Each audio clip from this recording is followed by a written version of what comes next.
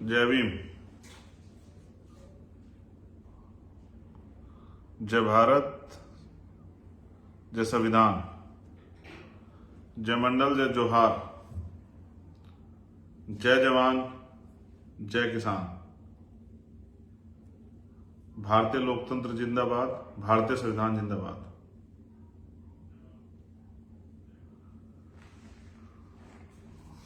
आज का ये विशेष लाइव जिसका उद्देश्य है 11 सितंबर को होने वाली रैली, एक आंदोलन जिसको हम लोगों ने तय किया है कि हमें ये आंदोलन अपने लोगों के हितों के लिए करना है, उनकी रक्षा के लिए करना है, उनको सही रास्ता दिखाने के लिए करना है। और पिछले महीने हम लोगों ने इसकी घोषणा की थी। अपनी बात को शुरू करते हुए बहुजन समाज में जन्मे और सभी धर्मों में जन्मे सभी संतों, गुरुओं और महान पुरुषों को मैं नमन करता हूं। महामानव तथागत बुद्ध से लेकर संत श्रोमणी सतगुरु रविदास जी महाराज, भगवान वाल्मीकि महाराज, गुरु नानक देव, संत कबीर, गुरु नामदेव, संत गाडगे जी महाराज, नारायण गुरु, राष्ट्रपिता ज्योतिबा फूले, छत्रपति साहू जी महाराज, डॉक्टर बाबा साहब अम्बेडकर, सर छोटू राम, महामना राम सुवर्मा, चौधरी चरण सिंह, जननायक कपूरी ठाकुर, बाबू जगदेव प्रसाद कुशवाहा, बाबू शिवदयाल चौरसिया, मान्यवर दीना भाना वाल्मीकि, मान्यवर संत राम बी ए प्रजापति और मान्यवर काशीराम साहब को नमन करते हुए मैं आज के अपने लाइव की शुरुआत करता हूं। और आप जानते हैं कि मैं अभी अभी 4 दिन का एक दौरा करके विदेश से लौटा हूं। और ये भी दौरा जो है घूमने फिरने के लिए नहीं था, वहां रहने वाले समाज से अपनी बात रखने के लिए और उनसे भविष्य में भीम आर्मी आजाद समाज पार्टी और अपने महान पुरुषों के जो सपने हैं उनको पूरा करने के लिए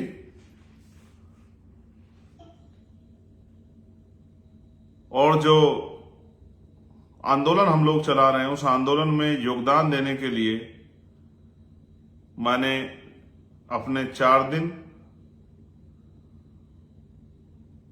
वहां व्यतीत किए। हजारों लोगों से मिला, अपनी बात को समझाया और वो लोग मुझे सुनते भी हैं। मैं बड़ा खुश हूं कि जब मैं वहां गया तो 99% लोग ऐसे हैं जो मेरी पार्लियामेंट के स्पीचों को सुनते हैं, जो मेरे लाइव को सुनते हैं और जो मुझसे बहुत प्यार करते हैं। वो आज भी मेरे लाइव को सुन रहे होंगे, बाद में सुनेंगे, चाहे वो ऑस्ट्रिया के हों, चाहे वो वियना के हों, चाहे वो इटली के हों, चाहे हमारे गुरु घर जितने भी थे जहां जहां वो मुझे मिले, चाहे बरगामो में मिले हों या करमोना में मिले हों या ब्रसिया में मिले हों। और आपको जान के अचरज होगा कि कितने ही कंट्रियों के लोग वहां पर आए, सिर्फ एक दिन की खबर में मेरे जाने की खबर सुनकर कि भाई आ रहा है हॉलैंड के से, पोलैंड से, स्कॉटलैंड से, नीदरलैंड से, इंग्लैंड से, स्विट्जरलैंड से,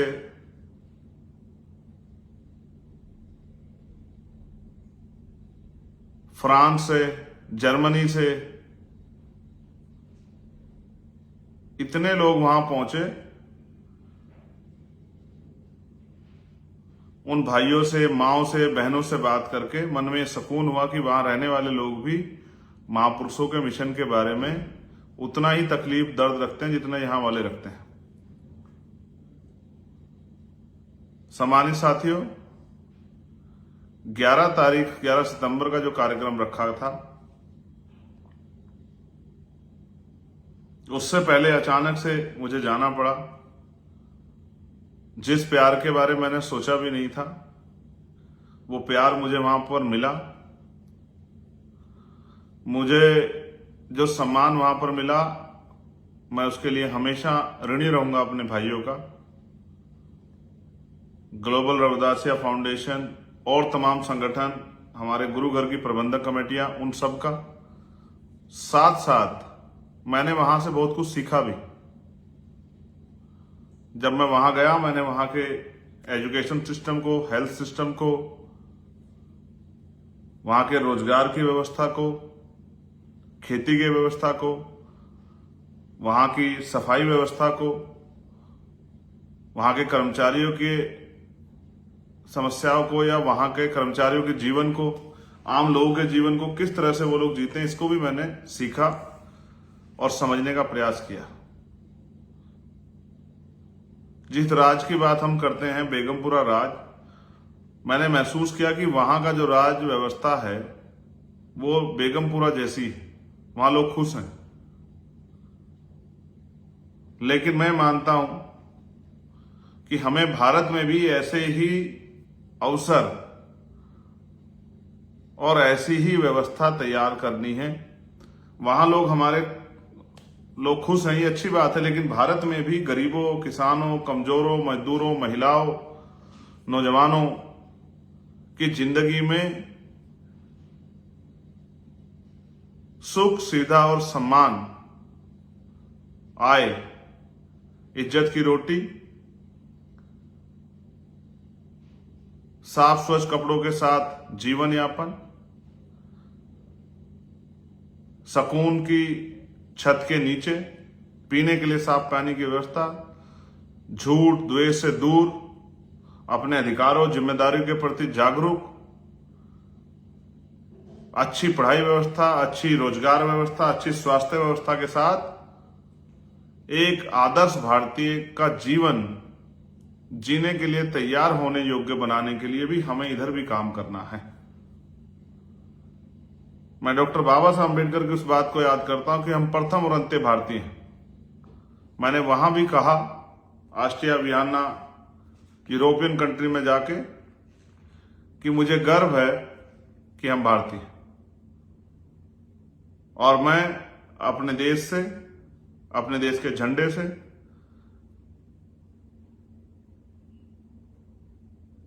उतना प्यार करता हूं जितना एक बेटा अपनी मां से करता है।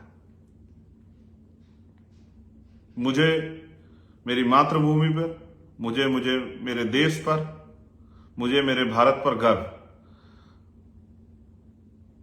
यहां कुछ समस्याएं हैं जिनकी वजह से, चाहे वो जाति व्यवस्था हो, चाहे आर्थिक गैर बराबरी हो, चाहे वो सामाजिक तौर पे गैर बराबरी हो, चाहे रोजगार की समस्या हो, एजुकेशन और हेल्थ की समस्या हो, हम उन सब से दो चार हो सकते हैं। उन्होंने हमारे जीवन में परेशानियां पैदा की हैं। सबसे बड़ी समस्या आर्थिक गैर बराबरी से हुई है। उसके साथ साथ जिसने हमारा जीवन बिल्कुल बर्बाद कर दिया है, वो है सामाजिक गैर बराबरी, जाति और धर्म के आधार पर। आज धर्म के आधार पर हिंसा हो रही है, मॉब लिंचिंग हो रही है, लोगों को मारा जा रहा है, लोगों के धार्मिक स्थलों को तोड़ा जा रहा है। ये जो पॉलिसी है, इससे भावनाओं को भड़काकर वोट तो मांगे जा सकते हैं, लेकिन देश को तरक्की के रास्ते पर नहीं ले जाया जा सकता। सम्मानित साथियों, 11 तारीख को जो रैली होनी थी, उसको अटकाने के लिए, उससे भय खाके सरकार और सरकार के सहयोगियों ने एड़ी चोटी के जोड़ लगाए कि हम परमिशन ना हो, और तमाम तरह की परेशानियां साथ में खड़ी की। लेकिन एक परेशानी सबसे बड़ी ये आई कि बारिश जो है लगातार जारी है। जो लोग यहां आ रहे हैं और हमारे कंधों पे जिम्मेदारी है।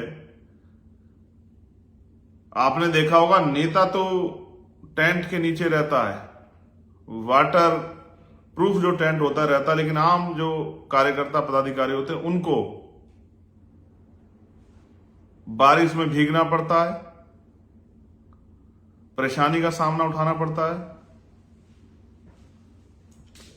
तो मेरी और हमारे साथियों की जिम्मेदारी है कि किसी को उस तरह की परेशानी ना हो। इसलिए हमने मौसम को ध्यान में रखते हुए इंदिरा गांधी स्टेडियम जो आईटीओ के पास है, इंदिरा गांधी स्टेडियम जो आईटीओ के पास है, वहां पर इस अपने कार्यक्रम को सफल बनाने की व्यवस्था की है। जो कार्यक्रम पहले हमारा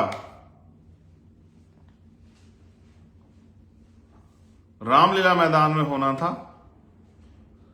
अब वो कार्यक्रम आप सबके सहयोग से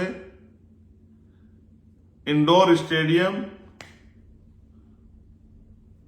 इंदिरा गांधी स्टेडियम जो है, जो आईटीओ के पास है, उसमें होगा बहुत जल्द, कल सुबह तक। और आज लेट नाइट में उस कार्यक्रम की लोकेशन यूपी से आने वाले लोगों के लिए, जो गाजियाबाद के रास्ते आएंगे, जो हापुड़ के रास्ते आएंगे उनके लिए, जो नोएडा से होके आएंगे उनके लिए, जो हरियाणा से होके आएंगे उनके लिए, जो प्लेन से आएंगे उनके लिए, जो ट्रेन से आएंगे उनके लिए, जो बसों से आएंगे उनके लिए।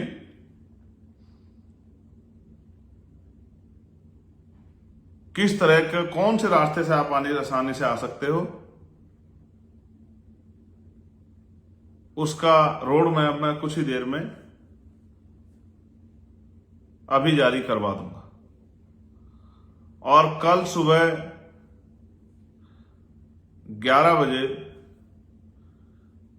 ट्विटर पर एक हैशटैग भी हम लोग चलाएंगे, 11 सितंबर इंदिरा गांधी स्टेडियम चलो।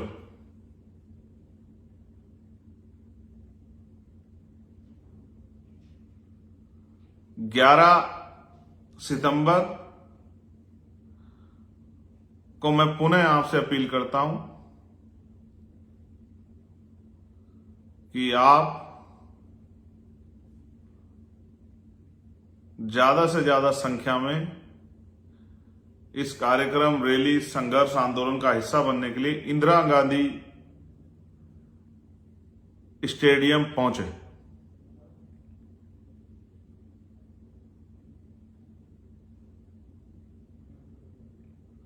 वहां पर अंदर और बाहर सभी के लिए हमने व्यवस्था की है कि आसानी से हमारी बात हमारे आने वाले बहादुर योद्धाओं तक पहुंचाए। मैं पुनः आपको याद दिलाना चाहता हूं, 11 सितंबर सुबह 10 बजे इंदिरा गांधी स्टेडियम, आईटीओ के पास, दिल्ली। मैं आप सबका इंतजार करूंगा। हमेशा की तरह, जिस तरह अभी तक आपने इस आंदोलन को सींचा है और मुझे हमेशा से आगे बढ़ाने का, आंदोलन को आगे बढ़ाने का काम किया है, मैं भीम आर्मी आजाद समाज पार्टी के साथियों को कहूंगा कि वो घर ना रहें, एक दिन इस संघर्ष में अपना योगदान अवश्य दें। इसलिए ज्यादा से ज्यादा संख्या में इंदिरा गांधी स्टेडियम, आईटीओ पहुंचकर इस आंदोलन को सफल बनाएं। जय भीम, जय जोहार, जय मंडल, जय विज्ञान, जय भीम, जय भारत, जय संविधान। आप सभी के लिए बहुत बहुत मंगल कामनाएं और आशा और उम्मीद कि हमेशा की तरह आप इस आंदोलन को भी सफल बनाकर विरोधियों को मुंह तोड़ जवाब देंगे। मैं चंद्रशेखर आजाद, आपका भाई, आपका बेटा, आपका कार्यकर्ता, आपका इंतजार करूंगा। धन्यवाद।